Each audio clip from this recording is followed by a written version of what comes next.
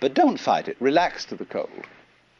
And in other words, this is a matter of mental attitude, and then you'll be fine. Always control your mind.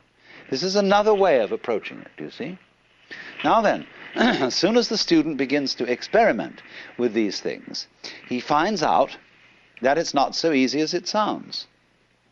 Not only is it very difficult not to desire, not only is it very difficult to control your mind, but there's something phony about the whole business. And this is what you're intended to discover. That namely, when you try to eliminate desire in order to escape from suffering, you desire to escape from suffering. You are desiring not to desire. In other words, I'm not merely playing with logic. I'm saying that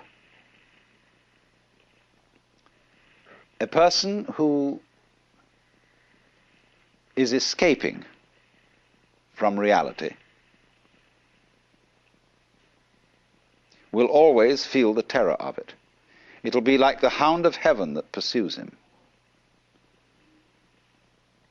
And he's escaping in a way even when he's trying not to escape. And it was this point, you see, that this method of teaching was supposed to educate from you, to draw out from you. Not by saying to anybody all this in the first place, but by making the experiment not to desire, or the experiment to control your mind thoroughly. This is the first step. To understand this, you must go through that, or some equivalent of it, so as to come to the point where you see you are involved in a vicious circle. That in trying to control your mind, the motivation, the reason for which you are doing it, is still clinging and grasping. There is still self-protection. There is still lack of trust and love.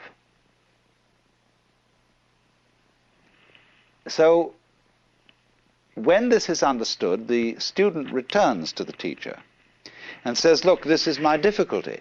I cannot eliminate desire because that itself, my effort to do so, is itself desire. I cannot eliminate selfishness because my reasons for wanting to be unselfish are selfish. As one of the Chinese Buddhist classics puts it, when the wrong man uses the right means work in the wrong way. Now, the right means are all the traditional disciplines. And you're going to use them. You see, you're going to practice zazen or whatever and make yourself into a Buddha. But you see, if you're not a Buddha in the first place, you can't become one because you'll be the wrong man.